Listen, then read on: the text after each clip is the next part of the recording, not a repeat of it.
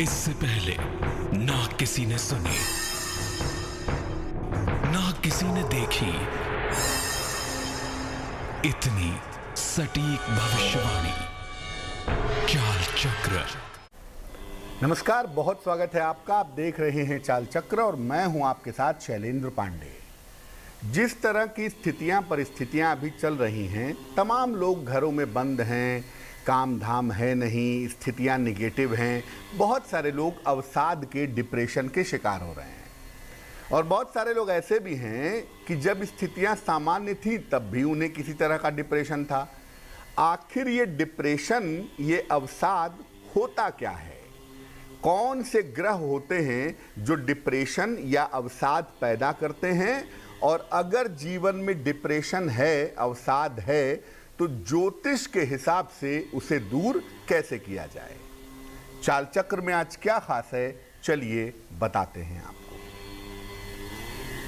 चाल चक्र में आज बात करेंगे कि अवसाद के लिए कौन से ग्रह जिम्मेदार होते हैं, कौन से ग्रह डिप्रेशन पैदा करते हैं, डिप्रेशन से, अवसाद से बचाव कैसे किया जाए और किस स्थिति में व्यक्ति अवसाद का शिकार होता है, अवसाद कब लंबे समय तक चलता है, कब जल्दी व्यक्ति बाहर निकल जाता है। इन तमाम विषयों पर विस्तार से बात करेंगे। तो बात करेंगे अवसाद की, यानी कि डिप्रेशन की, लेकिन सबसे पहले जानेंगे आज का पंचांग।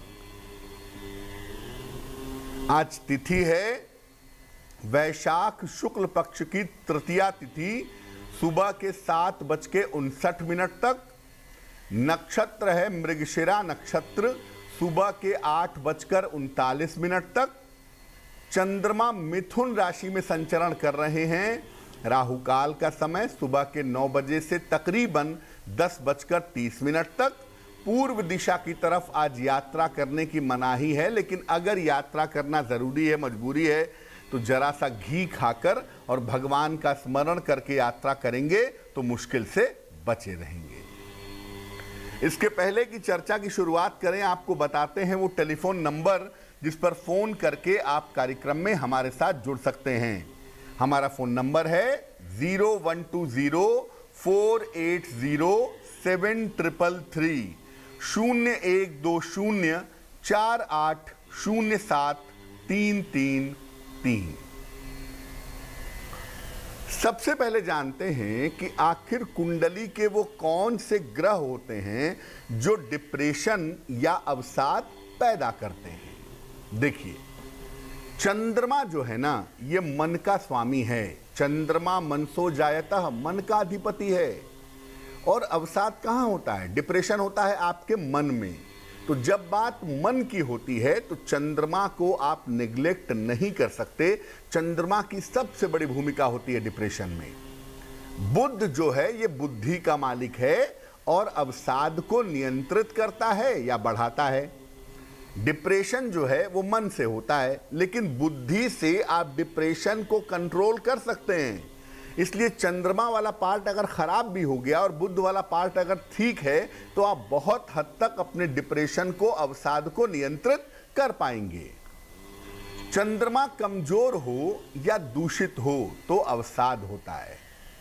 चंद्रमा कमजोर होगा तो थोड़ा कम होगा, चंद्रमा अगर खराब होगा तो डिप्रेशन ज्यादा होगा, काफी हाइपर लेवल पर पहुंच जाएगा।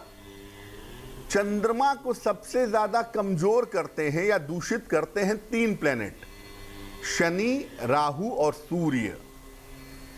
शनि का पार्ट हो चंद्रमा के ऊपर, राहु का पार्ट हो या सूर्य वाला पार्ट हो चंद्रमा के साथ, तो इससे चंद्रमा सबसे ज्यादा कमजोर और सबसे ज्यादा दूषित हो जाता है।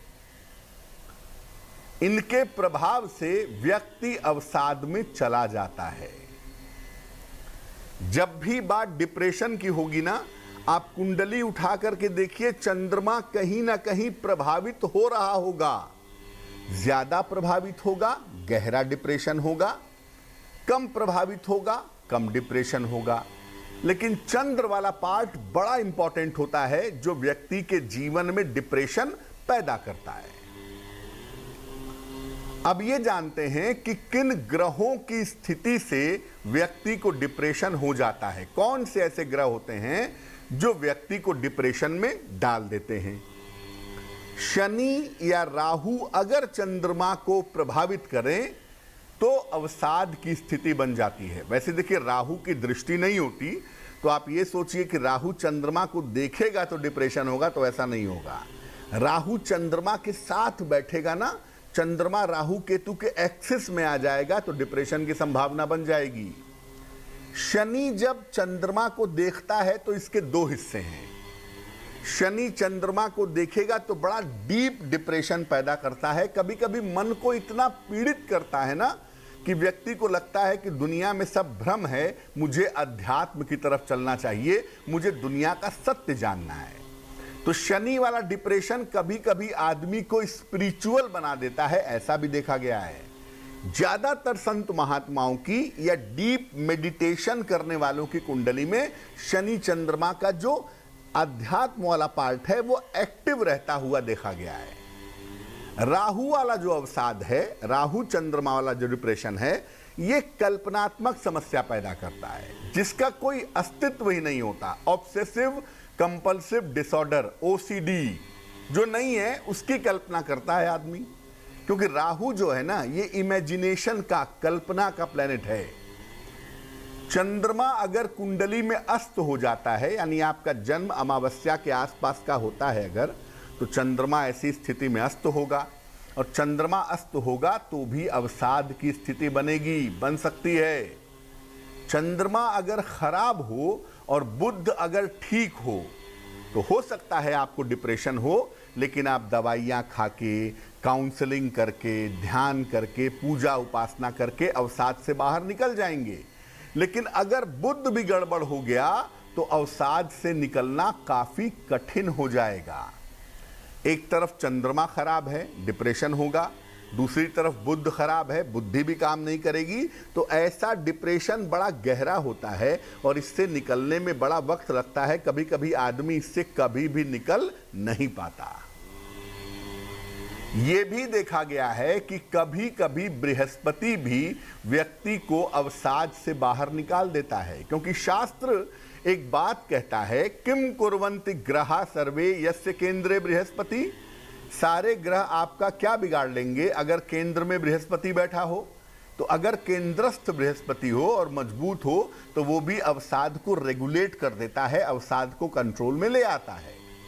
लेकिन अवसाद का जो पूरा फैक्टर है उसके पीछे चंद्रमा होता है। और आप देखिए, चंद्रमा का संबंध होता है अमावस्या पूर्णिमा के साथ, और दुनिया में जिनको भी डिप्रेशन है, उनको जो दौरे पड़ते हैं या ज़्यादातर लोग जो सुसाइड करते हैं वो पूर्णिमा के आसपास करते हैं। क्यों? क्योंकि चंद्रमा वाला पार्ट वहां पे बड़ा इंपॉर्टेंट हो जाता है। अब डिप्रेशन से बचा कैसे जाए? देखिए, डिप्रेशन दूर करने में आसन और प्राणायाम बड़े उपयोगी हैं। जो आसन मन पर असर डालते हों ऐसे आसन करने से, 4 आसन हैं ऐसे, सर्वांगासन, मत्स्य मुद्रा, पश्चिमोत्तानासन और धनुरासन। ये 4 आसन मन पर बड़ा गहरा असर डालते हैं और अनुलोम विलोम प्राणायाम आपके ब्रेन को शार्प करता है। तो आसन और प्राणायाम डिप्रेशन को दूर करने में बड़ी सहायता करते हैं। नित्य प्रातः सूर्य को जल अर्पित करने से भी लाभ होता है। सूर्य को जल अर्पित करने से जो आंतरिक ऊर्जा है, जो इंटरनल एनर्जी है, वो बनी रहती है, तो डिप्रेशन में फायदा होता है। ज़्यादा से ज़्यादा रोशनी का भी प्रयोग करना चाहिए, क्योंकि ज़्यादा जो लाइट है वो दिमाग में सेरोटोनिन की मात्रा बढ़ा देती है, आपको हैप्पीनेस फील होती है। रोशनी जो है ना, ये बड़ी इंपॉर्टेंट होती है। ये आपके मन में हैप्पीनेस पैदा करती है, ब्राइटनेस पैदा करती है। तो ज़्यादा से ज़्यादा रोशनी का प्रयोग करें। दिन भर में 1 केला जरूर खाएं। केला खाने से डिप्रेशन को कंट्रोल करना आसान होता है। साइंस कहता है 2 चीज़ें ऐसी हैं, एक है केला और एक है डार्क चॉकलेट। ये दोनों चीज़ें अगर दिन में खाई जाएं, डार्क चॉकलेट और केला, तो इससे भी डिप्रेशन काफ़ी हद तक कंट्रोल में आ जाता है। सुबह और शाम दोनों समय 108 बार गायत्री मंत्र का जप करना चाहिए। गायत्री मंत्र जो है ना, ये मन की रिपेयरिंग करता है। देखिए, मन में तमाम तरह के निगेटिव विचार आए, मन में तमाम तरह की चिंताएं आए, मन में तनाव आए, ये स्थितियां हर आदमी के जीवन में होती हैं। लेकिन कुछ लोगों की ये स्थितियां कुछ लोग खुद से रिपेयर कर लेते हैं, और जो रिपेयर नहीं कर पाते, मन में चिंताओं को बसा लेते हैं, बैठा लेते हैं, वो डिप्रेशन के शिकार हो जाते हैं। तो अगर आप गायत्री मंत्र का सुबह शाम जप करें 108 बार, तो इससे भी मन की रिपेयरिंग होना थोड़ा सा आसान हो जाता है। सलाह लेकर के एक पीला पुखराज, येलो सफायर या एक पन्ना अगर आप धारण करें तो आपके लिए बहुत शुभ होगा। लेकिन डिप्रेशन वालों को 99.9% मैं सलाह दूंगा कि आप मोती धारण मत करिएगा, वरना मोती धारण करने से आपकी डिप्रेशन की टेंडेंसी बढ़ जाएगी। डिप्रेशन के बारे में एक बात और बता दूं, कभी भी ये मत सोचिए कि डिप्रेशन ऐसी समस्या है जिसको हम लोगों से ना बताएं। डिप्रेशन हो तो ज्योतिषीय उपाय तो करिए ही, लेकिन किसी अच्छे मनोचिकित्सक से भी मिलिए। जो मेरा अनुभव कहता है कि जो मेरे पास लोग आते हैं उसमें से लगभग 40 से 50% की समस्याएं साइकोलॉजिकल होती हैं, वास्तविक नहीं होती हैं, और मनोचिकित्सक के पास लोग जाना नहीं चाहते हैं। लेकिन अगर आपको डिप्रेशन है या मानसिक रूप से कोई दिक्कत है तो उसमें घबराने की या शर्माने की जरूरत नहीं है। आप किसी मनोचिकित्सक से मिलें, वो आपका इलाज करके निश्चित रूप से आपको बेहतर कर देगा। वक्त एक छोटे से ब्रेक का है, लेकिन ब्रेक पर जाने के पहले जान लेते हैं कि आज की जिज्ञासा क्या है। आज की जिज्ञासा है कि क्या नकारात्मक चिंतन से, निगेटिव सोचने से भी बीमारियां होती हैं? हम कुछ गलत नहीं खाते, कुछ गलत नहीं करते, फिर भी हमें बीमारियां होती हैं। क्या निगेटिव चिंता करने से भी शरीर बीमार होता है? इस महत्वपूर्ण प्रश्न का उत्तर देंगे एक छोटे से ब्रेक के बाद।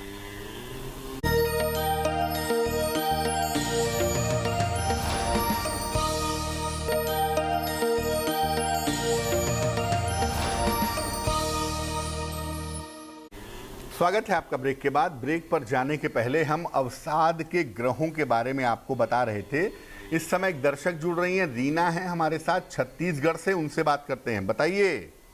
जी प्रणाम पंडित जी। जी नमस्कार जी, हम पूछ रहे थे, हमारा बेटा जो है ना वो 29 साल का हो गया है। 4 अगस्त 92 का उसका जन्मदिन। फिर से बोलिए, फिर से बोलिए। 4 अगस्त 1992 का उसका जन्म है। समय क्या है? समय है सुबह, मंगलवार सुबह के 8:25 पे। कहाँ जन्म हुआ है? झारखंड, जमशेदपुर, चाईबासा। हाँ पूछिए, क्या सवाल है? चाईबासा में जन्म हुआ है, झारखंड। शादी नहीं हो पा रही, मैं जी, इसके बारे में वो पूछना चाह रहे पंडित जी, उसका लाइफ में बहुत परेशानी है, मतलब उस हमेशा बीमार रहता है।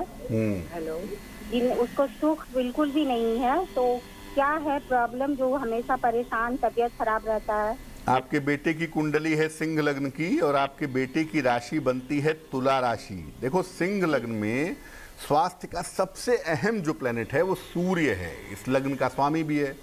सूर्य कुंडली के 12वें खाने में चला गया है, और नवमांश कुंडली में भी कमजोर स्थिति में दिखाई दे रहा है।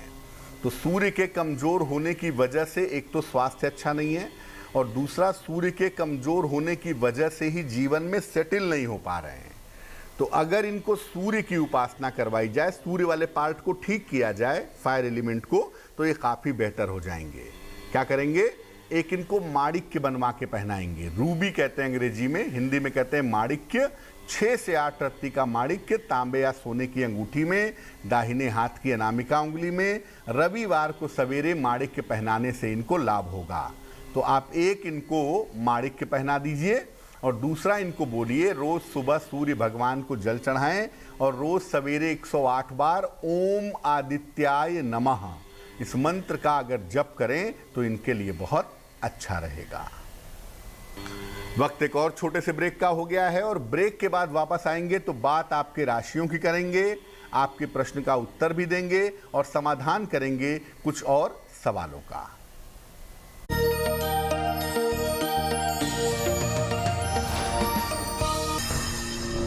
इससे पहले ना किसी ने सुनी, ना किसी किसी ने देखी इतनी सटीक भविष्यवाणी? चाल चक्र। स्वागत है आपका ब्रेक के बाद। ब्रेक पर जाने के पहले हम दर्शकों से बात कर रहे थे और साथ ही साथ बता रहे थे कि अवसाद से बचने के सरल और सटीक उपाय क्या हैं। बात अब आपकी राशियों की करेंगे, आपके प्रश्न का उत्तर भी देंगे, लेकिन उसके पहले स्वस्थ रहने के सरल उपाय निरोगी भव में। अगर आप मुंह के छालों से परेशान हैं तो इलायची, छोटी इलायची और मिश्री इसको रख करके मुंह में चूसिए, इससे आपको शीघ्र लाभ होगा। इलायची के दाने होने चाहिए, छिलका उसका हटा दीजिएगा। चलिए राशियों पर एक नजर डालते हैं। सबसे पहले मेष राशि। मेष राशि मानसिक रूप से काफी मजबूती भी दिख रही है और जीवन में बड़े परिवर्तन के संकेत भी बने हुए हैं। इस समय किसी महत्वपूर्ण व्यक्ति का सहयोग आपको मिलेगा जिससे आपकी जिंदगी बेहतर होगी। शुभ रंग सफेद और भाग्य आपका साथ निभाएगा 80%। वृषभ राशि मानसिक स्थिति पहले से बेहतर है और पारिवारिक जीवन में भी खुशहाली आपके आ रही है। पूरा दिन आज आपका व्यस्त रहेगा, आज आराम की फुर्सत दिखाई नहीं देती। शुभ रंग हरा और भाग्य होगा 75%। मिथुन राशि स्वास्थ्य का आपने थोड़ा ध्यान रखिए। इस समय बेवजह के विवाद मत करिए और थोड़ा सा समय निकालकर भगवान विष्णु की अगर आज आप पूजा कर लें तो आपके लिए बहुत ही अच्छा होगा। शुभ रंग सफेद और भाग्य होगा 60%। कर्क राशि कोई बहुत बड़ी समस्या, बहुत बड़ी मुश्किल इस समय दूर होने वाली है और आपको नौकरी में, करियर में सफलता के योग भी दिखाई दे रहे हैं। लेकिन कोई भी काम इस समय जल्दबाजी में करना आपका ठीक नहीं होगा, उससे बचिए। शुभ रंग आपका लाल और भाग्य होगा 70%। सिंह राशि परिवार की स्थितियां कुल मिला के ठीक हैं। करियर के मामले में भी आपके सुधार हो रहा है और काम का बोझ भी लगातार कम हो रहा है। शुभ रंग धानी और भाग्य साथ निभाएगा 65%। कन्या राशि करियर के मामले में सुधार होता दिख रहा है। धन की स्थितियां भी आपकी अच्छी दिखाई दे रही हैं। कोई शुभ समाचार इस समय आपको प्राप्त होगा। शुभ रंग क्रीम होगा और भाग्य साथ निभाएगा 75%। तुला राशि वाहन चलाने में इस समय सावधानी रखिए। धन की हानि से बचाव करिए। भगवान को अगर पीले फूल अर्पित करें तो बहुत अच्छा होगा। शुभ रंग नारंगी और भाग्य साथ निभाएगा 60%। वृश्चिक राशि समय आपकी सेहत ठीक हो रही है, संतान पक्ष की उन्नति दिख रही है और करियर से जुड़ी हुई समस्याओं में भी इस समय सुधार हो रहा है। शुभ रंग पीला और भाग्य होगा 70%। धनु राशि करियर में सफलता मिलेगी आपको।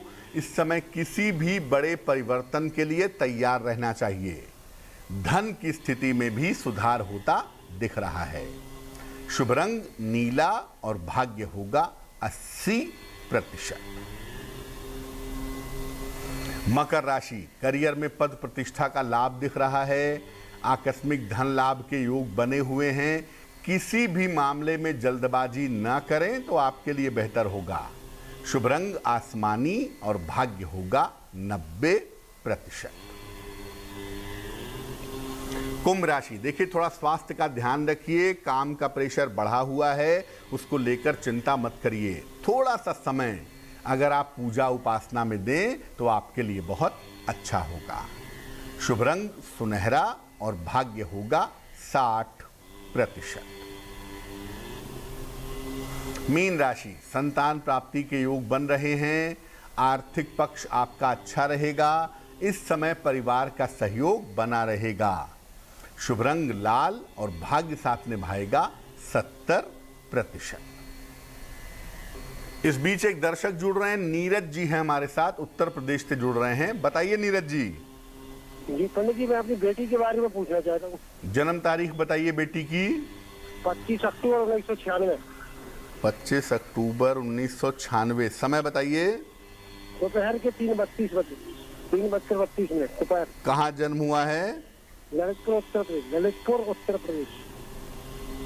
पूछिए क्या प्रश्न है। तो बस बेटी का अभी अभी हमने पंडित जी विवाह किया है 16 फरवरी को, 16 फरवरी 21 में। तो उसका वैवाहिक जीवन कैसा रहेगा और आगे उसको कोई गवर्नमेंट जॉब या किस क्षेत्र में सबसे ज्यादा सफलता मिलेगी, तो 16 स्वास्थ्य के बारे में। आपकी बिटिया की कुंडली कुंभ लग्न की है और राशि बन रही है मीन राशि। महादशा इस समय शुक्र की चल रही है उनकी और अंतरदशा राहु की चल रही है जून 2022 तक। देखो, सबसे पहले मैं कहूंगा कि वैवाहिक जीवन इस कुंडली में मध्यम है, बहुत अच्छा भी नहीं है, बहुत बुरा भी नहीं है, एवरेज है।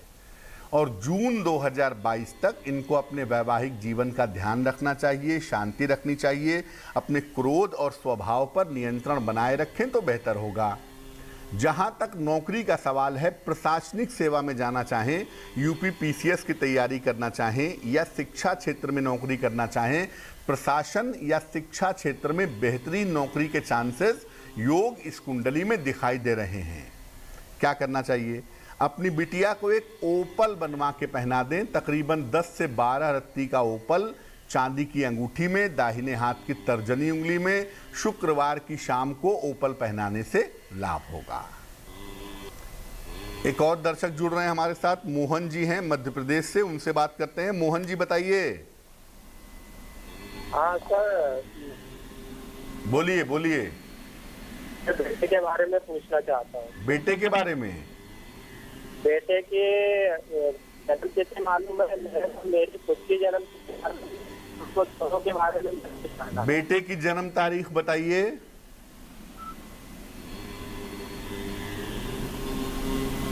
अपने बेटे की जन्म तारीख बताइए। हाँ, बेटे की जन्म तारीख है 28 अक्टूबर 1998। समय बताइए। समय है उसका लगभग 4:30 बजे PM। कहाँ जन्म हुआ है? जन्म उसका हरसूद में हुआ था, पुराने हरसूद में। जिला क्या है? जिला बताइए। जिला खंडवा है। अब पूछिए क्या सवाल है। ये बच्चे के गवर्नमेंट सर्विस लग जाएगी या नहीं, कि प्राइवेट सेक्टर में लगेगी? कुंडली जो आपके पुत्र की हमारे पास बन रही है, ये कुंडली बन रही है मीन लग्न की और राशि बन रही है मकर। महादशा आपके बेटे की राहु की चल रही है और अंतरदशा चल रही है इस समय शनि की। देखिए, इस कुंडली में प्राइवेट नौकरी लगने की या प्राइवेट सेक्टर में रहने की संभावनाएं ज़्यादा हैं, गवर्नमेंट जॉब में जाने की संभावना कम दिखती है। और प्राइवेट सेक्टर में भी अगर ये मैनेजमेंट में जाएं, फाइनेंस में जाएं या किसी तकनीकी टेक्निकल फील्ड में जाएं तो इनके लिए बहुत अच्छा होगा। तो इनको मूलतः नौकरी की कोशिश करनी चाहिए प्राइवेट सेक्टर में, उसमें तरक्की करेंगे और भविष्य में विदेश जाकर भी नौकरी करेंगे, इस तरह की संभावना कुंडली में बन रही है। आपके बेटे का जीवन अच्छा हो, आपका बेटा जीवन में तरक्की कर सके, इसके लिए आप अपने बेटे को एक मोती बनवा के पहना दें, तकरीबन 10-12 रत्ती की मोती चांदी की अंगूठी में, दाहिने हाथ की सबसे छोटी उंगली में, सोमवार की रात को मोती पहनाने से लाभ होगा। चलिए अब बात कर लेते हैं उनकी जिनका है आज जन्मदिन। जिन लोगों का जन्मदिन है उन्हें हम सबकी तरफ से जन्मदिन की हार्दिक शुभकामनाएं। आने वाले वर्ष में करियर में उतार चढ़ाव रह सकता है, पारिवारिक समस्याएं बेवजह परेशान भी कर सकती हैं, लेकिन कुल मिलाकर धन और स्वास्थ्य की स्थिति आपकी ठीक रहेगी। अगर अविवाहित हैं तो अभी विवाह होने में थोड़ा सा विलंब होगा। क्या करेंगे? पूरे साल भर भगवान शिव की उपासना करें तो बहुत अच्छा रहेगा। चलिए अब जान लेते हैं आज की जिज्ञासा और इसका समाधान। आज की जिज्ञासा है कि क्या नकारात्मक चिंतन से बीमारियां भी होती हैं? क्या नेगेटिव सोचने से बीमारी भी होती है? देखिए, कोई भी बीमारी सबसे पहले मन में आती है, फिर वो शरीर में दिखाई देती है। ज्यादा बीमारियों के बारे में सोचने से कि ये बीमारी ना हो जाए, वो बीमारी ना हो जाए, कहीं मुझे ऐसा ना हो जाए, कहीं मुझे वैसा ना हो जाए, जो लोग ज्यादा बीमारियों की चिंता करते हैं उन्हें बीमारी होने की संभावना काफी ज्यादा होती है। लेकिन अगर आप ये सोच के चलिए कि आपको बीमारी नहीं होगी, आप हमेशा फिट रहेंगे, या अगर कभी बीमारी हो गई आप ये सोच के चलिए कि आप फटाफट ठीक हो जाएंगे, आपको बीमारी परेशान नहीं करेगी, तो इससे बीमारियों को समाप्त करने में आपको सहायता मिलेगी। चलिए अब जान लेते हैं शुभ पहर का महत्वपूर्ण समय क्या है। आज का शुभ पहर है शाम को 6 बजे से 7:30 तक। इस समय में ओम शं शनैश्चराय नमः का जितना संभव हो जप करिए। इससे करियर से जुड़ी हुई समस्याएं आपकी समाप्त होंगी, लेकिन करेंगे शुभ पहर में ही, और वो समय होगा शाम को 6 बजे से 7:30 के बीच में। तो आज के लिए चाल चक्र में बस इतना ही। स्वस्थ रहिए, प्रसन्न रहिए, अपना बहुत ध्यान रखिए, सावधानियों का पालन कीजिए। मुझे दीजिए इजाजत, और आगे जरूर देखिए रिश्तों की कहानी संजय सिन्हा के साथ। नमस्कार।